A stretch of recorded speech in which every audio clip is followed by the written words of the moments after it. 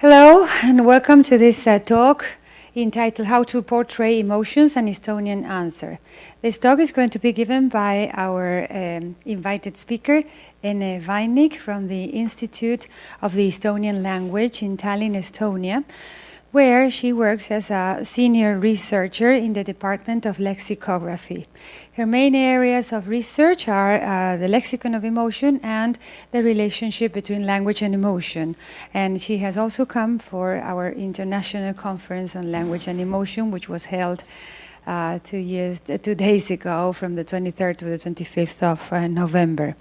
In this talk, she is going to talk about a specific aspect within her book entitled Estonian Feelings, the Portraits of the Words. So without further ado, I will leave you with in her company. Thank you very much for coming and for giving this talk to us. Thank you for inviting me to give that lecture. And thank you for the introduction. So I will start with the lecture according to the following outline. First, I would just present some essential questions of linguistic emotion description. Then a brief introduction to Estonian language and its emotion vocabulary. Then I will describe my answer to the question that I gave on the year 2016. The question, I mean, how to portray emotions. Then I will introduce you the structure of the portrait that I used in my book, and this structure will be illustrated by one particular concept, the concept of uhkus, pride in Estonian. And this will be then the conclusion will follow. So the essential questions, according to my experience in the fields of study of emotion language, is what is the object of description? Is it emotions or is it feelings? Or does it even matter to distinguish between those two? There has been a lot of debate in the literature about the basic emotions, the secondary emotions, and so on, and what is the relation of feelings. So, of course, in the literature of psychology, you would find precise categories of emotions and feelings, but in the general knowledge that is represented in everyday language, there, at least in Estonian, there is no strict border between those categories. So, as I started to write my book, I will briefly show you. It really is here. It's written in Estonian. It contains 300 pages of emotion descriptions or feeling descriptions. As in Estonia, there is no strict differentiation between those two categories in the everyday common sense knowledge. So I use the term emotion in a broad sense. So the other essential question in the fields of study of emotion language is what is the object of study? Is it the language of emotions or emotional language? This is another distinction that is made in literature, and this is a very useful one, I think. The language of emotions, by that term, we usually mean how people verbally express their emotions, interjections, expletives, things like this. Sorry, I mixed it up the other way around. This is the emotional language.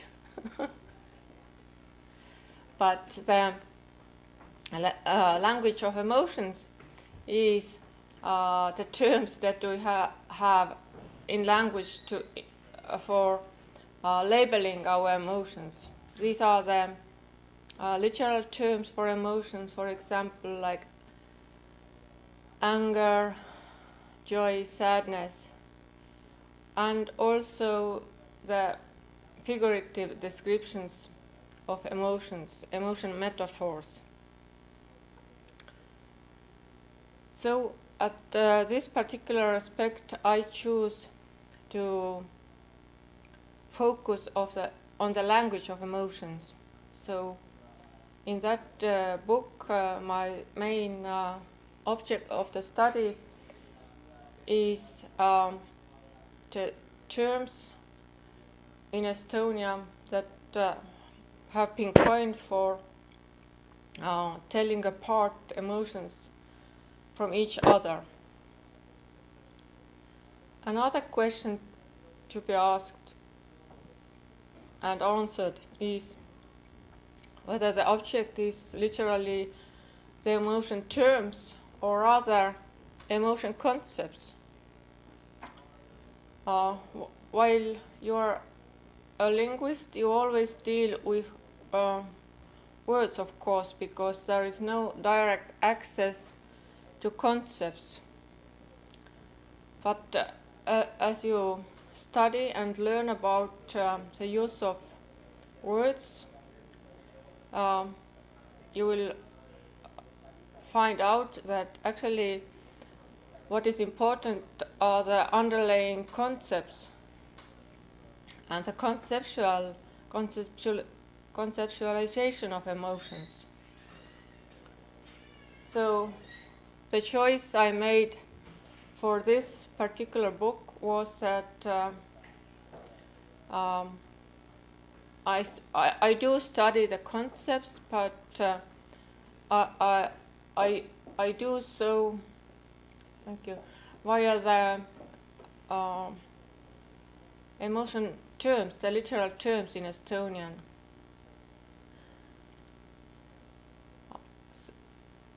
Another level of description that might be chosen between is whether the object would be the literal terms in a language for emotions or the figurative language, because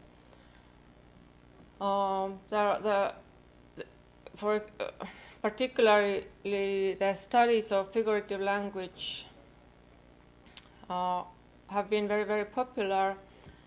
There are many articles and books about emotion metaphors. But the literal terms have been possibly less studied, at least in the field of linguistics. There is more interest in literal emotion vocabulary in the field of psychology, but not in particular terms, but as the semantic field as a whole. So another question to be answered is, would the description be synchronic or diachronic by nature?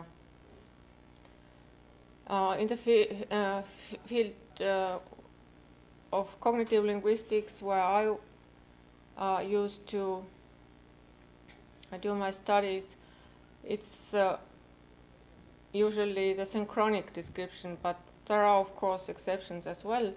The diachronic perspective has been taken into the consideration too. And in this particular book, I also am interested in both synchronic and diachronic perspective. And my intention is to integrate those two perspectives. Then there is the question whether you should choose to describe or study the concepts one by one or the semantic field as a whole. as I mentioned, in the field of psychology, it's very common to analyze emotion vocabulary in order to find out some general dimensions in that vocabulary that describe the semantics, for example, as evaluation or arousal. They are the main two dimensions that are told to describe the whole semantic field of emotion vocabulary. But the semantics of the concepts one by one is more interesting in the field of linguistics.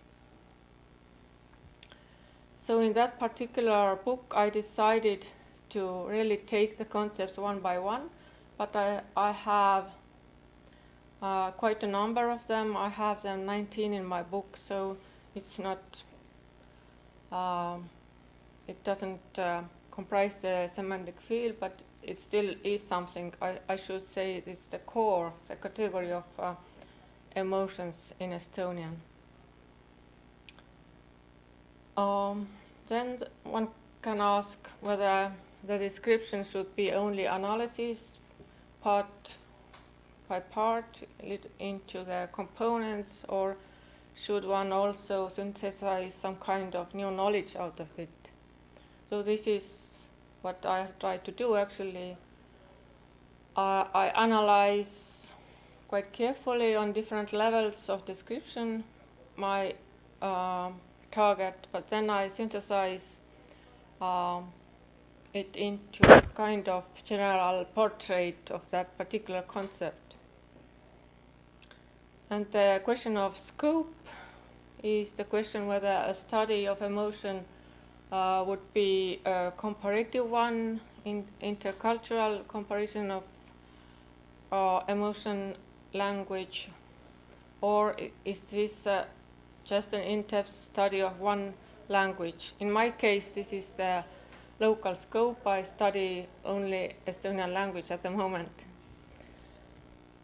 So this is the brief overview. What is this? My perspective is about it's the language of emotion. I study concepts via the terms. I look both at emotions and feelings, both literal and figurative description, both synchronic and diachronic perspective. I have 19 concepts one by one, and I try to synthesize something out of the analysis. And this is just local. Okay, this is then to tell you about where Estonia is and what is the language like. So if you see, here is the Gulf of Finland. This is the Baltic Sea, and there are 3 Baltic states, and Estonia is situated on the southern coast of Finnic Gulf. It is the it's most north of all the 3 Baltic states. Little tiny country and little tiny language with approximately only 1 million speakers. Its origin, it's Finno-Ugric language by origin. It's different than Indo-European languages. It belongs to the Baltic Finnic branch of Finno-Ugric languages, and the bigger language group is Uralic language group. By typological nature, it is agglutinative flective, and in transition to be a fusion language. Can you explain what that means? Maybe later. Okay. Can I go on with the main content and then come to this?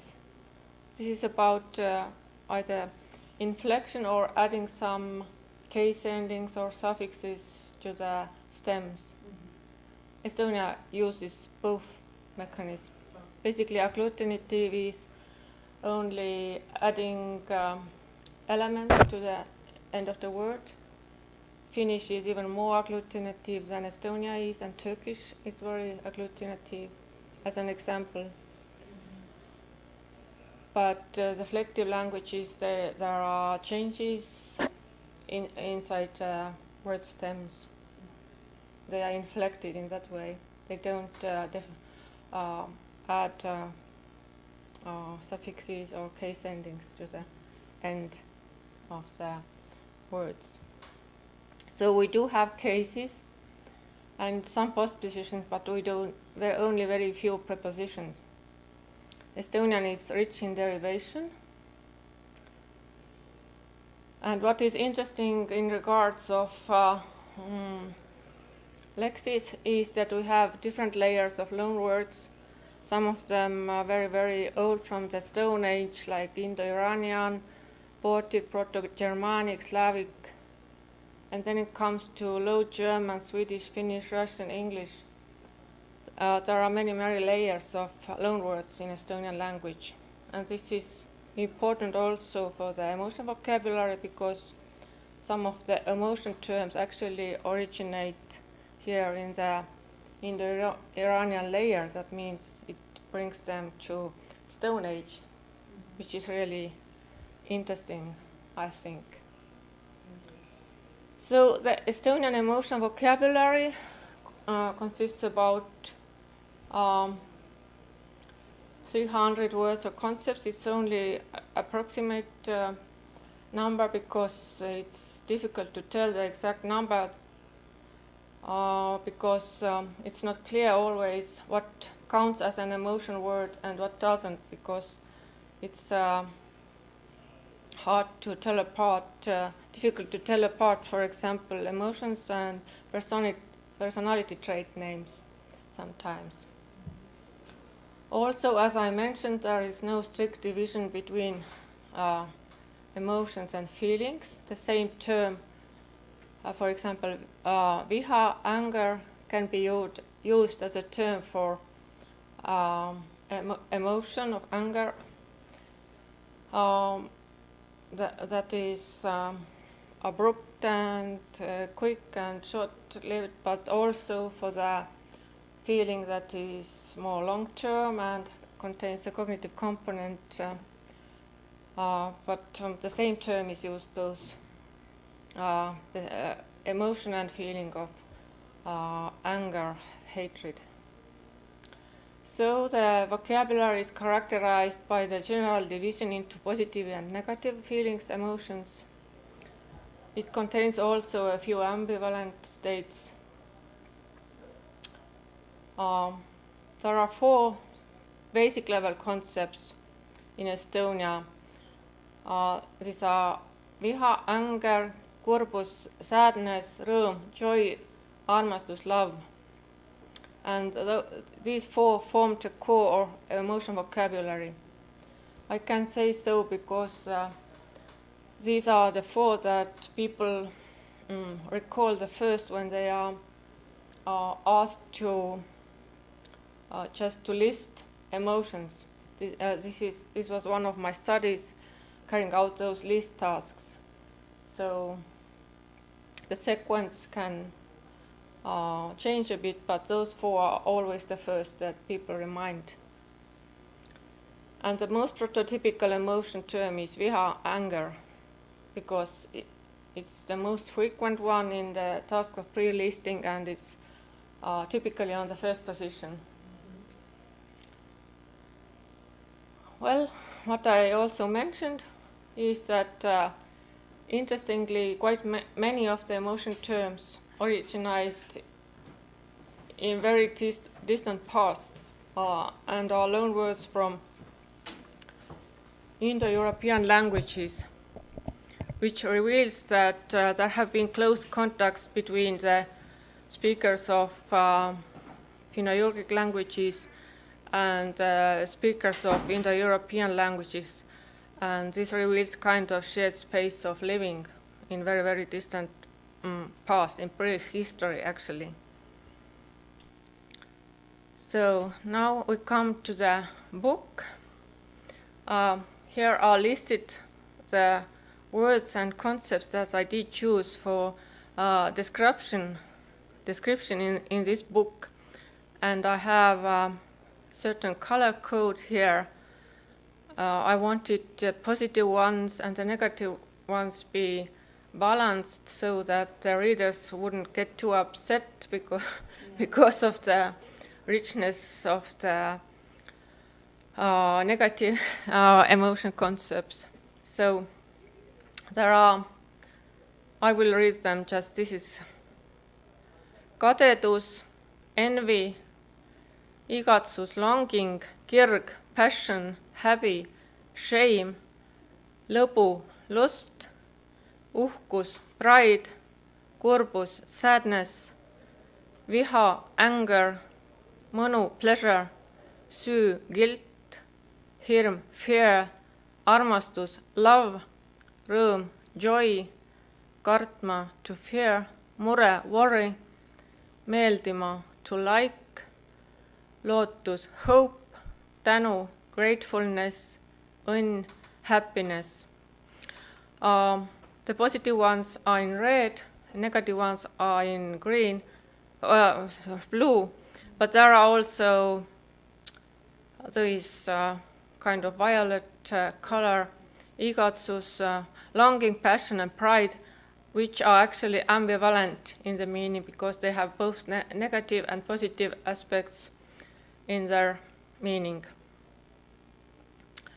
So why did I choose those particular concepts? It's mostly because of their frequency in the national corpus of Estonia, and the most frequent ones are here. The root of õnn, happiness, is the most frequent as represented in the texts. So it goes like this. Frequency was not the only criterion, though. I also preferred the genuine terms or old loan words for the late loans. And I included only simple terms or simple derived terms, not compounds. And as I mentioned, I wanted the number of positive and negative concepts to be balanced. So this is the list of the content, and now we will see how this levels of description work. So I have a synchronic perspective of description, and then I add information from the diachrony of those concepts, which come from different layers. And then every chapter, which is dedicated to one particular concept, ends with a conclusion, which is called the portray. And this is kind of synthesis of what is actually there in the synchronic description and how it is related or inherited by the diachronic factors, or what did I find out. So I kind of try to answer the question why the concepts as they are today, why are they like this and why they function in language in that particular way. How can it be explained by the historical factors? So let's take the concept of uhkus, pride in Estonia, and see how these layers of description work. So the very first layer of description is designated by an icon like this always, and the very first approach is just a common sense knowledge. This is just to start with some intuitive explanations or some personal memories, etc. Because in the framework of cognitive linguistics, there is the conception of encyclopedic semantics, so basically everything that you know or have experienced of some notion belongs to the semantics of that conceptual unit. So So it may contain sayings or proverbs, and it's often contains paradoxical attitudes or something. So uhkus, I would say, on the level of common sense knowledge, is that we recognize that it's ambivalent. As an emotion, it is pleasant for the for the experiencer, him or herself. But from the viewpoint of an external observer, the state or the degree of it can be disapproved easily. So the next level of description is word formation. I include this in the description because in Estonia it works like this, that we have the same root, but it can occur in the text as an adjective, a noun, or as a verb, or sometimes as an adverb as well. So the concept kind of lives in the language in different parts of speech. And this also then the concept shows up in different roles in a sentence. For example, as a subject or as an object of the verb. So the emotion can be then described in different ways. If it's the subject of the sentence, or this is treated as an object of some verb. So I find this level of description important because it reflects how we deal with the emotion mentally. Here I mention what I used as a source, but it might not be that important maybe for foreign students. But so let's see how the concept of uhkus, pride, then is represented in that level. The very root is adjective uhke, proud, and there also exists the noun uhkus that is derived from that adjective by the suffix us, which derives nouns from adjectives. The adjective, interestingly, can be used in two different ways. It can be attributed to the experiencer of the emotion, for example, uhke ema, a proud mother, but it can also be attributed to the cause of the pride, so to say, to the thing the person is proud about. So one can say uhke auto, a gorgeous car, literally a proud car. This is yes. This is kind of strange. We also have two verbs derivated from that root. Uhkeldama, to show off. You see here how this derivation works. This is the root, then one suffix followed by other suffix, and this is the infinitive. So another verb for expressing pride verbally. But interestingly, there is no verb for the quiet feeling of pride in one's heart. It has to be. In Estonia, if you want to describe the feeling of pride by verb, you have to choose between those two, either describing this as showing off or just someone is expressing the feeling verbally. If you want to describe someone feeling pride in the heart, then you have to express differently. You can't use verb for that. There is no verb. No verb for that kind of pride, yes. Well, now we come to the level of meanings. This is also interesting level of description because emotion terms are often polysemios, and I am interested in the logic of the polysemy.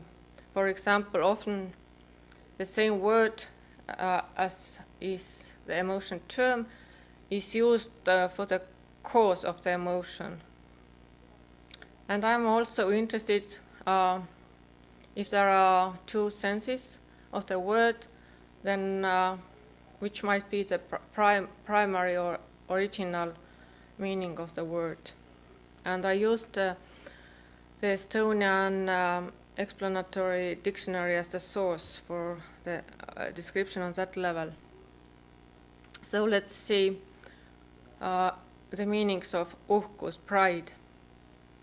According to the dictionary, the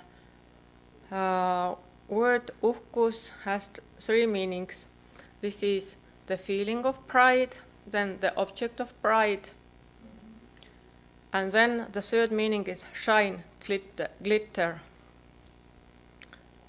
And I derived the conclusion, or not conclusion, but my speculation that the observable meaning might be older than the psychological one.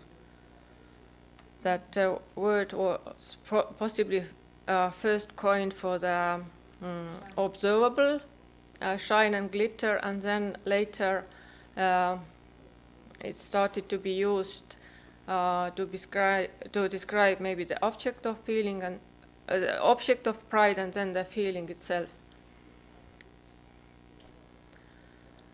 So the next level of synchronic description is collocations. I searched for the collocations in the National Corpus of Estonia by the help of the sketch engine, which is a very useful tool. I don't know whether you are familiar with it or not, but it is worth of really. So why I think it's interesting for the description of emotions is because the typical neighborhood reveals collective patterns of thought, I think. Also, it's interesting in what terms are emotions described. For example, the adjective modifiers are revealing in this respect. Also, to whom are emotions attributed more often, or how are they dealt with? The object of transitive verbs reveal this aspect. So let's see the concept of uhkus again. Here, for example, I just can give very briefly because there are so many collocations, of course, and different layers. The adjectives attributed to uhkus reveal that, for example, that the measure of its expansion in space seems to be an important aspect because it's often described by adjectives. Also, the sincerity and whether the feeling is justified or not are aspects that are often described by adjectives. Also, somewhat surprisingly, the feeling of uhkus appears as a collective, the emotion felt collectively, but it is often attributed to nations, for example. But it can also be a private one, and there are two adjectives that occur more often. These are mehelik, manly, and emalik, motherly. And this apparently reveals certain role models that exist and are reflected in the text. Another aspect that the adjectives reveal is that actually the observability of the feeling of uhkus is important. The verbs collocated with uhkus reveal that the feeling sets some restrictions to our behavior. It can direct us, give us orders, or set us back from doing certain things. And the verbs also usually describe the aspect of verbal expression of the feeling. So a somewhat speculative conclusion from the description on the level of collocation, it can be said that the feeling is generally related to status and achievements, and that the attitude towards it is ambivalent and normative, actually. Now, there is also the level of figurative speech included in the synchronic level of description. The figurative speech about emotion often reveals emotional expressive attitudes towards emotion. It is just neutral description, but it reveals also that emotions themselves evoke emotions in the describers or conceptualizers. They are just not just neutral descriptions. There are conceptual metaphors that occur on that level. For example, emotions are often personified. There is the metaphor of struggle, or conceptualizing emotion as a substance versus thing. Some emotions can be conceptualized as things. They can occur in plural and so on, but others cannot. There is the metaphor of liquid, of natural force, and so on. The figurative description is really very rich. And of course there are the conceptualizations via body parts, the metonymic descriptions of emotions. Generally, I lay on the cognitive metaphor theory in this particular book, while I am talking about figurative use of language. So let's now see the concept of pride. In brief, we can say that it is conceptualized as a substance rather than a thing. We can't use the word in plural, for example. When it is personified, it is a superior, or for example a lord or a slave owner. It has a power over the person. The bodily descriptions evolve metonymies, for example expansion of the chest and uplifted body posture, which can further be hyperbolized into descriptions that literally make no sense, and into falling upside down in the end because of the uplifted body posture are described like this until, this is hyperbolic, yes. But in the figurative description, it in Estonia we do like this. Well, this was all the synchronic level. Now we will look what kind of sources of information there are about diachrony of the concept. Okay, I have to hurry up then. Okay, I will. Yes. The first is etymology of the term. I rely on the dictionary of etymology, but I also search in the databases to find out some alternative interesting possibilities for explaining the root. It's interesting because it reveals the ancient way of thinking about emotions.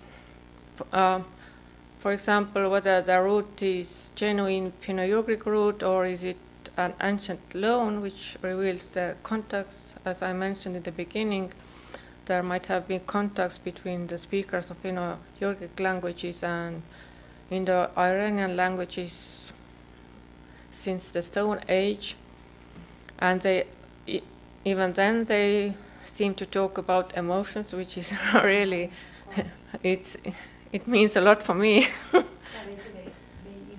origin of all language. Yeah. Yeah. So it is interesting, what was the original meaning of the root, or is the genealogy of the term in some sense logical? So let's see about uhkus, pride. It is said that it is a Baltic Finnic word with original meaning Georgios, noble. And this etymology proves that I had previously as an hypothesis that the observable aspect was the original one and the psychological sense is a newer invention. I also include some information that I have gathered from, which is not in linguistic at all, but what I have gathered from the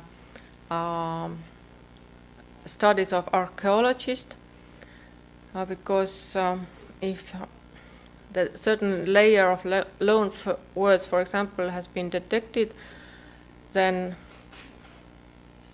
the socio-cultural factors that are known from that time period can be used to understand the situation better. It is, of course, highly speculative, but from my point of view, an interesting addition for understanding the origins of the concepts. For example, in the case of uhkus, I speculate that it's actually known from archaeology that there existed this kind of decoration of clothing, which is made of bronze. You can now they find in the graves, and this preserves the pattern, and also some pieces of textile are found then from prehistorical times. And this is from the Viking Age, actually. And the studies show that this kind of pattern originates in Mordvian, and that in and on the other hand, in Mordvian there is a word, uske, with the meaning chain. And this is my speculation that this could be the origin of the Estonian root uhke as well, because the vowel shift s, ha is not uncommon. But I am not an etymologist. I find just so fascinating, because here we see really the real glitter. And the noble people used to wear this kind of clothing. Others did not. So this was about prehistory. Now I include also the dialects. The dialects belong to the diachronic description because in Estonia they have mostly gone extinct. They reveal the relevance of the term for the Estonian peasants. There is lots of variation in form usually, and the abundance of synonyms reveals the emotional expressive attitude to certain emotions. So let's look about pride.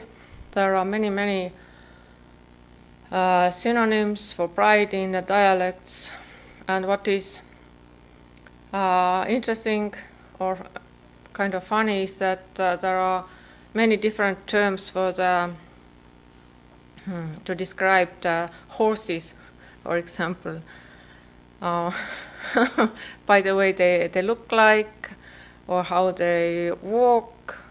So, but as you might remember, in the beginning we had this example of uhke auto, the gorgeous car, but horse used to be the same thing for the peasants. The real thing to be proud of, as we do nowadays have our cars. They had horses to be proud of. So, but there are also different terms of the pride of people, and differentiates in between what is considered to be good, proud in a good way, or proud in a stupid way, or in a stubborn way, and so on. The concepts seem to be really relevant and important for the parents. So another layer of description what I have included is the occurrence of the concepts in Estonian runic songs, which I'm afraid I don't have much time to go into details here, because it's a topic that definitely needs more time. But it's interesting because it reveals attitudes towards emotions in the collectivistic culture that Estonia used to be before. Nowadays we are individualistic, but in the past it was a collectivistic culture, and those values are actually reflected in the runic songs. So about pride, very briefly, it appears as ambivalent in those songs. While applied about appearance of someone, it's admired, for example in the wedding songs, but no one really wants to have a proud spouse in the house, because on the everyday basis, because such a spouse causes trouble by refusing to work, for example. And interestingly, the feeling is described figuratively via reference to a certain plant. Yes. Well, two more diachronic levels left. This is the old literary Estonian, which is mostly Bible translations from the 16th to 18th century, and this clearly reveals the attitudes cultivated by Christianity. It shows that some emotions are central to religion, and that today's concepts are influenced by it. For uhkus pride, we can just say very briefly that on one hand it is tolerated and even encouraged when considered appropriate and related with generosity. But on the other hand, unlimited uhkus pride is compared to an extending and proliferating bay tree, and needs to be cut.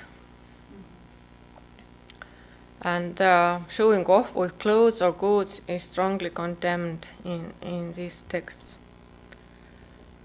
Now the last layer of this diachronic description is the sentimentalistic literature of 19th century, which was the time where Estonian written literature was born. Actually, there were also very many books translated from German. I think that the emotion language was also influenced by those translations. What is interesting is the turn from religious conceptions to the psychological conceptions during that period, and that a lot of attention was paid to the experiential aspect of emotions, the senses, the bodily sensations, and so on. So about uhkus, the text revealed that showing off this is strongly condemned. Uhkus is generally depicted as a negative condition that creates obstacles in human relations.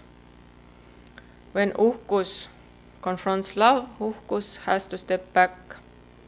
However, each man is supposed to have mehe uhkus, literally man's pride or self-esteem. So, yes, now we come to the synthesis now. What can be said? The general portrait then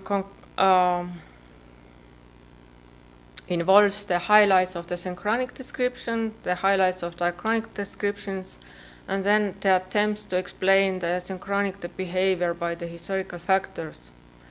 If there are any other authors who have said something about, then it will be discussed, and very brief comparison of the terms in some other languages might be included.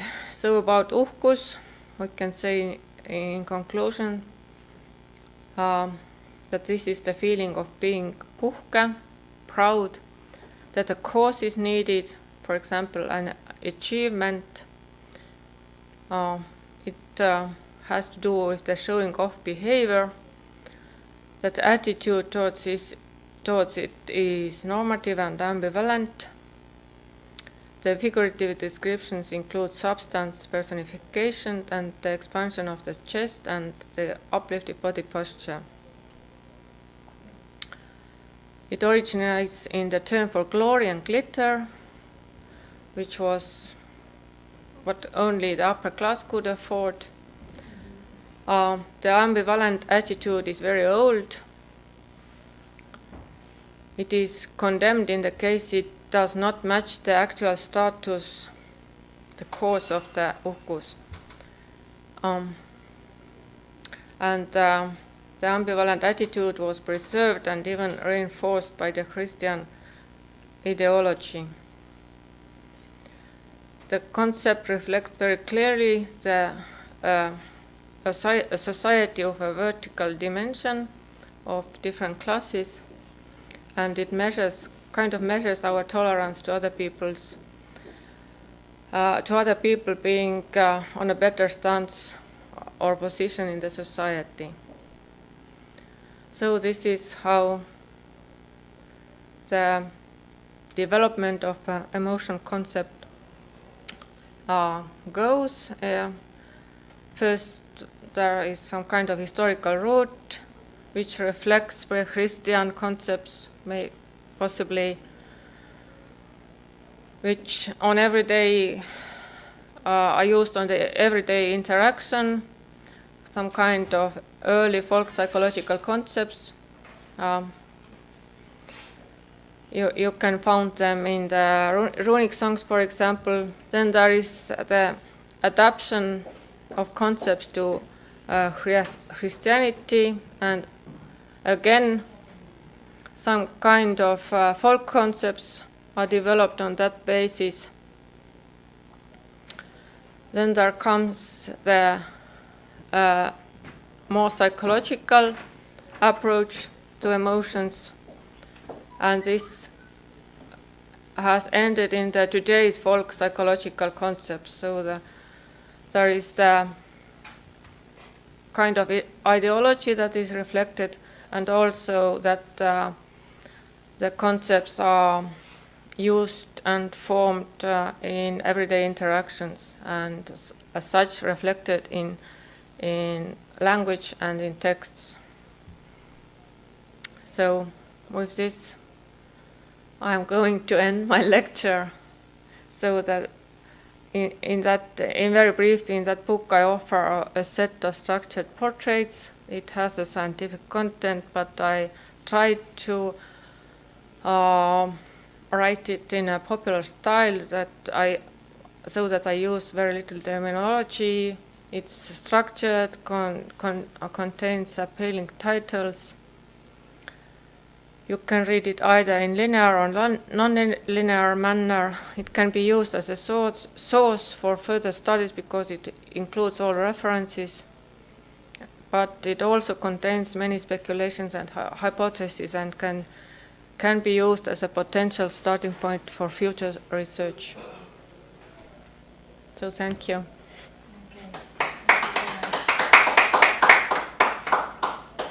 All right, thank you very much, Ene, for this interesting talk. We have no time for questions because we have someone else coming into this room. But if you don't mind, we're going to give our students your email. If you can send us your presentation, and if they have any questions and you don't mind, they could write to you or read your book in case it were translated to English, because I'm afraid most of our students won't be able to read Estonian. For sure. Okay, so yes. Thank you very much. Thank you.